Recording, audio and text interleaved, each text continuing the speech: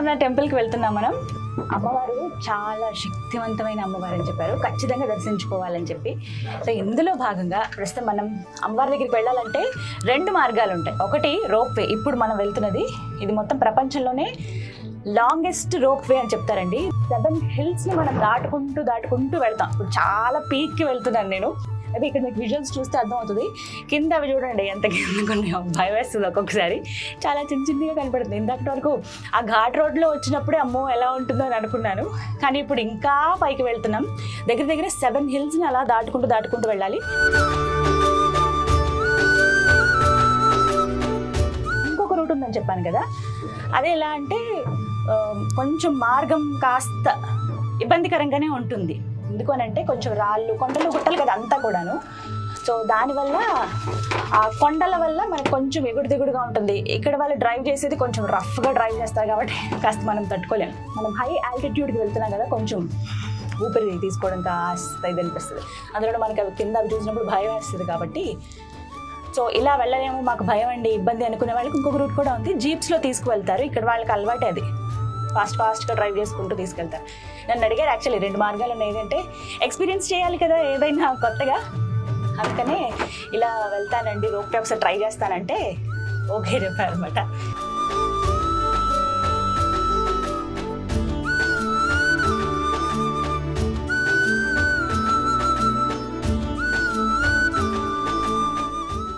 దీనికి సంబంధించిన ticket price Nepal కరెన్సీలో మనకి 1072 రూపీస్ అండి ఇది. అండ్ ఇండియన్ కరెన్సీలో అయితే మనకి ఖచ్చితంగా డిఫరెన్స్ ఉంటుంది, ఇంకొంచెం తక్కువ పడుతుంది మనకైతే. అమ్మవారి దయ దర్శనం అయితే కలుగుతుంది, అది అదృష్టం. టెంపుల్ టైమింగ్స్ కూడా మనకి ఈవినింగ్ 7:30 వరకు ఉంటుంది టెంపుల్. కాకపోతే ఈ రోప్ వే అనేది ఈవినింగ్ 5 o'clockకి క్లోజ్ చేస్తారు. మేము చాలా హడావిడిగా ఫాస్ట్గా వచ్చాము. కాఠ్మండూలో చూడవలసిన అన్ని ప్రదేశాలని చూసేసి 5th డే టూర్లో ఉన్నాను. యాక్చువల్లీ మొత్తం 9 days ఇది. నేపాల్ ముక్తినాథ్ టూర్లో భాగంగా 9 days టూర్లో నేను 5th డేలో ప్రస్తుతం ఉన్నాను. 5th డే రోజున కాఠ్మండూలో దాదాపుగా అన్ని కవర్ చేసేసాను. సో నెక్స్ట్ మనోకామన, ఇక్కడ నుంచి మళ్ళీ పోఖ్రా వెళ్ళాల్సి ఉంటుంది.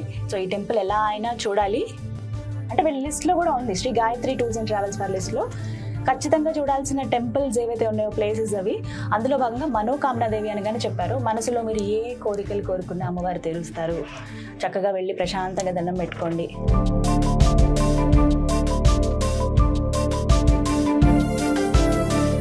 చాలా బాగుంది. కిందకి చూడడానికి నాకు కొంచెం భయం వేస్తుంది నిజానికి చెప్పాలంటే, బట్ కొంచెం ఓపిక పడదాం.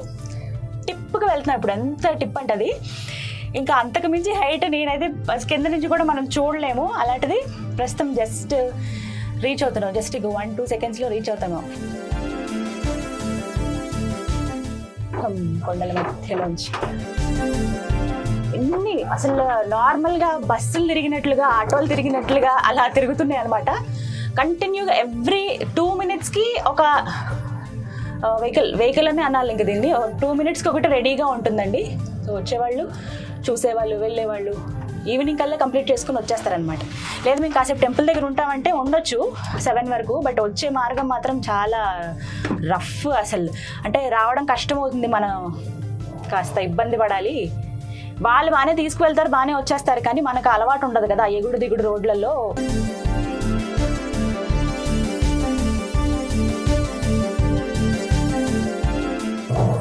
రీచ్ అయిపోయాం. 5 నిమిషాలండి, జస్ట్ ఒక 5 minutesలో రీచ్ అయిపోయాం. చాలా సేఫ్గా వచ్చేసాం. కానీ ఎంత సిస్టమాటిక్గా ఉన్నాయంటే, ఎంత స్ట్రాంగ్గా ఉన్నాయంటే, మామూలుగా జైంట్ వీల్లో మనం అటు ఇటు ఓపెన్ ఉంటుంది కాబట్టి కదలడానికి భయపడతాం, కానీ అసలు పక్కాగా వీటిని కన్స్ట్రక్ట్ చేశారు. Very nice. ఎస్,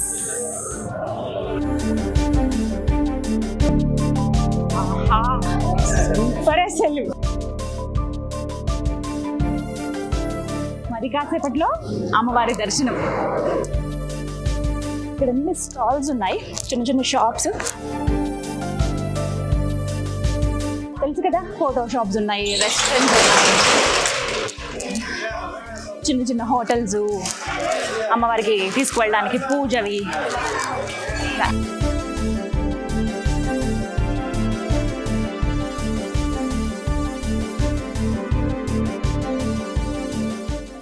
బ్యాంగిల్స్ అవన్నీ ఎంత బ్యూటిఫుల్గా ఉన్నాయో. షాపింగ్ ఇవంతా కూడా వచ్చేటప్పుడు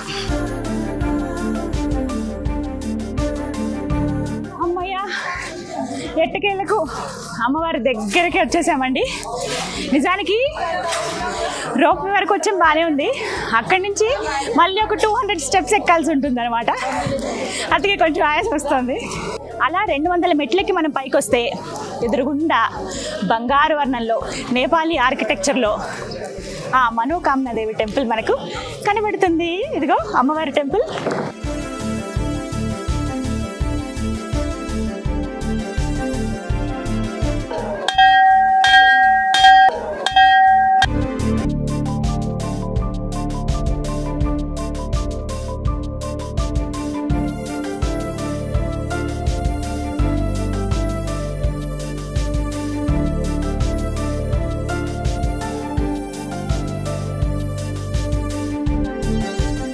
ఎంత బాగా దర్శనమైందో. అమ్మవారు చాలా కరుణించారు.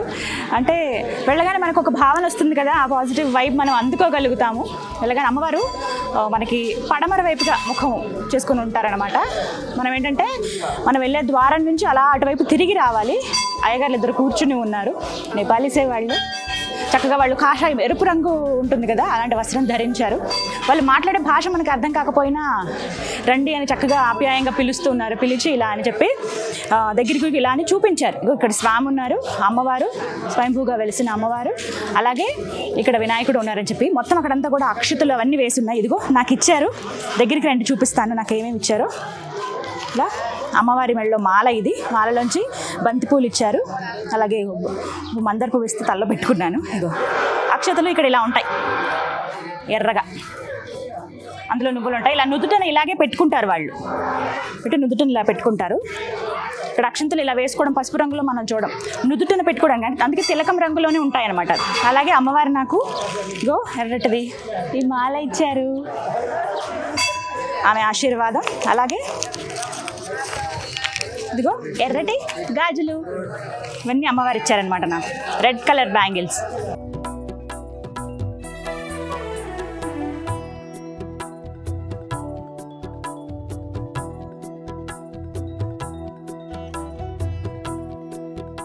నేను ఎందుకు కిందకి వచ్చేటప్పుడు అనుకున్నా, అబ్బా గాజులు ఎంత బాగున్నాయి, వెళ్ళేటప్పుడు తీసుకుందాము. రెడ్ కలర్ బాగా చూడగానే ఇలా అనిపించాయి. సరే ఇప్పుడు ఈ హడావిడిలో ఇవన్నీ తీసుకుంటూ వెళ్తే ముందు అమ్మవారిని చూడాలి కదా అని వెళ్ళాను. మనసులో కోరిక ఆవిడకి తెలిసిందేమో, అందుకే రెడ్ కలర్ బ్యాంగిల్స్ ఇచ్చారు. చాలా సంతోషం. అమ్మవారి పేరే అది, మనోకామనా దేవి. మనసులో మనం ఎటువంటి కోరికలతో వెళితే ఆ కోరిక ధర్మబద్ధంగా ఉంటే ఖచ్చితంగా ఆమె అనుగ్రహం ఉంటుంది, ఆమె నెరవేరుస్తుంది అని. అద్భుతంగా ఉందండి. లోపలంతా ఒక పందిరిలా ఉంది. పందిరి కింద అమ్మవారి స్వయంభూగా వెలిసినటువంటి, ఆ పైన ఇలా పందిరిలాగా వేశారు. పూర్తిగా లోపలంతా బంగారు తాపడం అనమాట. అమ్మవారు ఆ లోపల అలా కూర్చునుందా ఆవిడ అన్నట్టుగా అనిపిస్తుంది మనకి చూసినప్పుడు. మొత్తం అక్షతలతో ఎర్రగా నిండిపోయి ఉందన్నమాట. ఆమె రూపం అంతే కదా, ఇంత బొట్టు పెట్టుకుని ఉంటారు కదా పసుపు ముఖం వేసుకుని, అలాగే అనిపించారు. ఎందుకు ఆ భావన కలిగింది నాకు. చాలా అద్భుతమైన, అంటే అది స్టార్టింగ్ నుంచి లోపల అడుగుపెట్టిన దగ్గర నుంచి, ఎక్కడ కింద పార్కింగ్ దగ్గర అడుగుపెట్టిన దగ్గర నుంచి ఒక రకమైన ఫీలింగ్. అంటే ఎప్పటి నుంచో చూడాలనుకున్న వాళ్ళని చూస్తుంటే ఎలాంటి భావన కలుగుతుంది. అలా నిజానికి నేపాల్ టూర్ ఉంది అన్నప్పుడు చెప్పినప్పుడు మాత్రమే నాకు ఈ అమ్మవారి గురించి తెలుసండి. కానీ ఎప్పటి నుంచో అనుబంధం ఉన్నట్లుగా ఎప్పుడెప్పుడు చూద్దాం అని ఆ రోపే ఒక డిఫరెంట్ ఎక్స్పీరియన్స్. పీక్ లెవెల్ అంటారు కదా, అలా ఇంక ఇక్కడికి వచ్చాక హడావిడిగా పరిగెత్తుకుంటూ వచ్చాను. ఆవిడ శాంతంగా అలా లోపలికి పిలిచి నన్ను ఇలా ఒళ్ళు ఆప్యాయంగా పలకరించినట్టు అనిపించింది. కాసేపు వాళ్ళు కూర్చొని ఇచ్చారు. మళ్ళీ వెనక్కి వచ్చి అక్కడ ఒక 2 నిమిషాలు కూర్చుని అమ్మవారి మనసారా స్మరించుకుని, నా మనసులో ఏముందో అమ్మవారికి చెప్పుకుని ప్రశాంతంగా ఆమెతో మాట్లాడి మళ్ళీ ఇలా బయటకు వచ్చారనమాట. చాలా సంతోషంగా ఉంది. ఈ నేపాల్ ముక్తినాథ్ టూర్లో ది బెస్ట్ ఎక్స్పీరియన్స్ ఉంది నాకు అని అంటే కనుక రోప్వేల పైకి వచ్చినటువంటి నేను దర్శనం చేసుకున్న ఈ మనోకామనా దేవి అమ్మవారి ఆలయమే. ఇక్కడ నుంచి చూడండి ఎంత బ్యూటిఫుల్గా కనిపిస్తుందో. నేపాల్ అంతా కూడా మనకి ఇదే ఆర్కిటెక్చర్ అండి. కిందంతా ఇటుకలతో నిర్మిస్తారు, సైడ్స్ అంతా వుడెన్ తోటి వర్క్ ఉంటుంది. ఇక పైనంతా బంగారు పూత, అదంతా కూడా బంగారు రేకుతోటి అనమాట. ఆ కన్స్ట్రక్షన్ అంతా అన్నీ సిమిలర్గా అలాగే ఉంటాయి. మనం ఎంత దూరం నుంచి చూసినా కూడా ఆ గోపురం పైన టిప్ ఉంటుంది చూసారా, అది కనిపిస్తుంది అనమాట. ఈ ఆవరణ అంతా ఇగోండి ఇలా చుట్టూ ప్రదక్షిణ చేసేవారు పైన గర్భగుడి దగ్గర చేయొచ్చు, లేదంటే చుట్టూ ఇలా చేయొచ్చు. ఇక్కడ ఇంకొకటి ఏంటంటే అమ్మవారికి బలులు సమర్పిస్తారు. మేము వచ్చేటప్పుడు ఒక మేకపోతుని తీసుకొని వచ్చారు. ఇలా కోళ్ళు కూడా మనం దారిలో చూస్తాం, మేకపోతులు. అలాగే ప్రత్యేకించి నవరాత్రుల్లో శ్రావణ మాసం టైంలోనండి చాలా విశేషంగా ఘనంగా పూజలు జరుగుతాయి. ఇక్కడ చాలా స్పెషల్ అవి. ఆ టైంలో వస్తే మరీ మంచిది. నేపాల్ టూర్ అంటే ఒక పర్టికులర్ టైమింగ్స్ ఉంటాయి కదా, ఇలాంటి టైంలో వస్తేనే బెటర్ అన్నారు. అందుకే నేను ఏప్రిల్ మధ్యలో వచ్చాను అనమాట. చాలా మంచి ఎక్స్పీరియన్స్ నాకైతే. ఇంకా కాసేపు అమ్మవారితో మాట్లాడాలి, ఆమెతో ఏదో ముచ్చటించాలన్న భావన ఉంది. కాసేపు కూర్చుని ఇక్కడ ధ్యానం చేసుకోవచ్చు అని చెప్పారు. సో కాసేపు నేను ధ్యానం చేసుకుంటాను.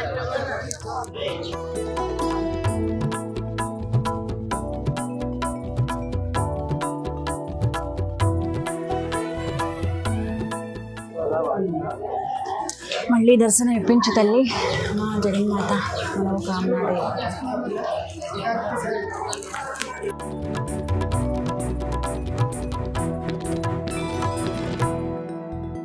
ఆలయం వెనుక భాగంలో నవదుర్గలు కొలువై ఉన్నారండి. ఎవరైతే గుప్త దేవతలు అంటారు కదా, ఆ పూజలు చేసేవాళ్ళు, సాధన చేసేవాళ్ళు ఇక్కడికి వచ్చి సాధన చేస్తూ ఉంటారనమాట. ఆలయం వెనుక భాగంలో మనకి వరుసగా అమ్మవారి విగ్రహాలు కనిపిస్తాయి. అక్కడ కూడా అభిషేకాలు అవి కూడా చేసుకుంటారు చాలా మంది.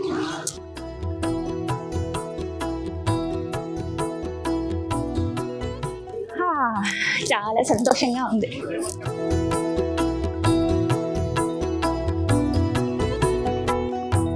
ఇంకోటి ఇది చూసారా, కొంచెం డిఫరెంట్గా ఉంది. ఎందుకనంటే మేకలు ఇవి తీసుకొస్తారు కదా, వాటి క్లోజ్ అయితే సఫకేటింగ్గా ఉంటుంది కదా, అందుకని అవి తీసుకొచ్చేటప్పుడు ఇలాంటివి జస్ట్ గూడ్స్ వెహికల్ ఎలాగో అలా అనమాట, ఇది అలా యూజ్ చేస్తారు. ఇంకా వీళ్ళు ఎక్కుతున్నారు కదా, ఏమన్నా పదార్థాలు తీసుకురావాలంటే గ్రాసరీస్ కానీ ఏమన్నా, అంటే ఇక్కడ చాలా హిల్ ఏరియా కదండి, కొన్ని అలా తీసుకురాలేరు జీప్స్లో, అలాంటివి ఇంట్లో తీసుకొచ్చేస్తారనమాట. ఒకటి గమనించారా, వెనకాల ఇంకెవ్వరు లేరు, మనమే లాస్ట్ అనమాట, లాస్ట్ దర్శనం. రోప్ వెళ్ళే వాళ్ళకి లాస్ట్. ఆల్రెడీ మన కోసం పాపం ఒక 20 నిమిషాలు కాస్త ఎక్స్టెండ్ చేశారు. 5:19 అయింది time. Yes, let's get in. జగన్మాత తల్లి థ్యాంక్ యూ.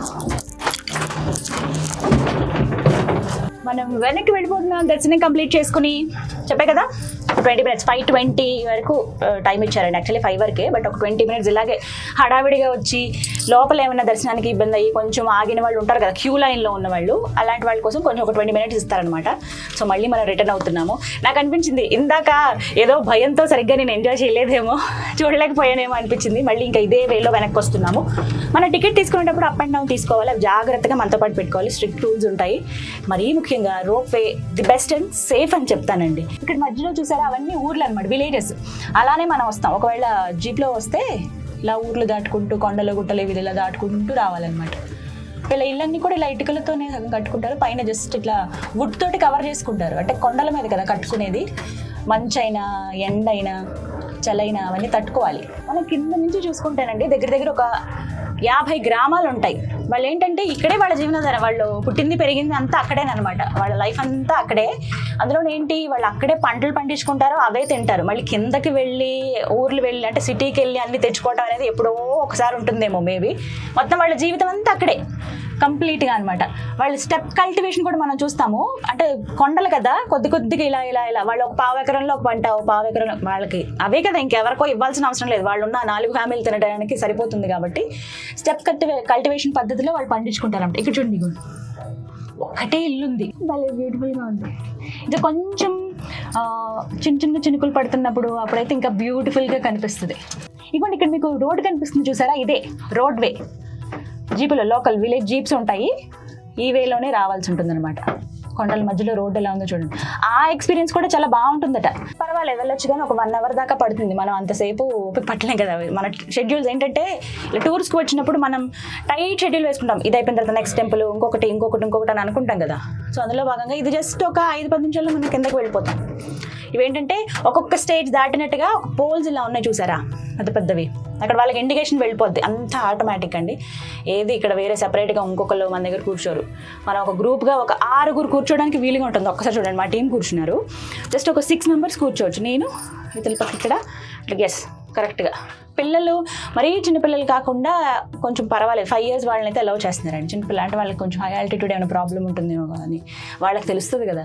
సో అలాంటి వాళ్ళు అవాయిడ్ చేసి ఆ రూట్లో రావచ్చు. లేదు మేము ధైర్యవంతులం, మేము డిఫరెంట్ ఎక్స్పీరియన్స్ చేయాలనుకుంటున్నాం, నేచర్ని ఎంజాయ్ చేయాలనుకుంటున్నాం, ఇలాగే వెళ్ళి అమ్మవారిని దర్శించుకోవాలనుకుంటున్నాం అంటే కనుక చక్కగా ఇలాగే రావచ్చు.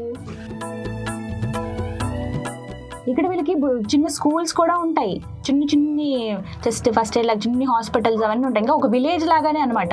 వాళ్ళు ఉండేది కొండ మీదే, కానీ అన్ని సౌకర్యాలు వాళ్ళకి కావాల్సిన సౌకర్యాలన్నీ కూడా ఏర్పాటు చేసుకుంటారు. ఇదంతా విలేజే, పర్లేదు బాగానే ఉంది. దగ్గర దగ్గర ఒక 50 నుంచి 70 ఇళ్ళ దాకా ఉన్నాయి. ఇగో ఎంత బాగా కన్స్ట్రక్ట్ చేసుకున్నారో చూడండి. నార్మల్గా ల్యాండ్ పైన చేసుకున్నట్టే చేసుకున్నారు. ఓ బాగుంది. ఓ అక్కడ ఇంకా చాలా దగ్గరికి కట్టుకున్నారు చూడండి. కిందంతా వుడ్స్ తోటి వేశారు, పైనేమో రేకులతోటి కవర్ చేసుకున్నారు. చాలా బ్యూటిఫుల్గా ఉంది. రివర్ ఒకటి మధ్యలో అలా పారుతున్నట్టు మనం చూడొచ్చు. అసలు ఇంకా ఎక్కువ అంటే వర్షాకాలంలో అయితే ఆ హిమాలయాల్లోంచి ఆ కొండల మధ్యలోంచి అలా ఎక్కువ ఫ్లోటింగ్ తోటి వస్తూ ఉంటాయి. అసలు సూపర్గా ఉంటుంది అంటే చూడటానికి. నాకు ఆల్రెడీ ఎక్స్పీరియన్స్ చేసిన వాళ్ళు చెప్పారు. మనోకామన టెంపుల్కి వెళ్ళినప్పుడు కొంచెం వర్షాకాలం అలాంటి టైంలో, మరీ డీప్ వర్షాలు కాకుండా అలా వర్షాలు వచ్చినప్పుడు వెళ్తే రివర్ నిండుగా ఉంటుంది, చూడొచ్చు, చాలా బాగుంటుందని చెప్పారు. ఎంత బాగుందో. ఎస్, మనం ఇంకా కిందకి రీచ్ అవుతున్నాము. ఆల్మోస్ట్ ఒక 2 కిలోమీటర్స్ వరకు హైట్ మనం వెళ్ళుంటామండి. అంటే డైరెక్ట్ స్ట్రైట్ హైట్ వెళ్ళాం కదా, ఇంక్లైన్ అనమాట. నెమ్మదిగా అలా క్రాస్గా వెళ్తూ ఉంటాము. దగ్గరికి రీచ్ అవుతున్న కొద్దీ తెలుస్తుంది మనకి. అదంతా పార్కింగ్ ఏరియా, మధ్యలో రివర్, అది దాటుకుంటూ అలా వచ్చాం అనమాట. సో మెయిన్ రోడ్ అది, కొండ పక్కకు ఉంది చూసారా, అదంతా కూడా మెయిన్ రోడ్డే. ఇది కూడా ఒక ఘాట్ రోడ్ ఉంటుంది. లోపలికి ఎంట్రన్స్ మనకి చాలా బ్యూటిఫుల్గా గ్రీనరీ కనిపిస్తుంది. కిందంతా రెస్టారెంట్స్, రిలాక్స్ అవ్వడానికి అన్నీ ఉంటాయి. అంటే దగ్గర టైం మనం పెట్టుకుని రావచ్చండి. ఒక పూట ఇక్కడ మనం ఎంజాయ్ చేద్దాము అని అనుకున్న వాళ్ళు అయితే హ్యాపీగా రిలాక్స్ అయ్యి రావచ్చు.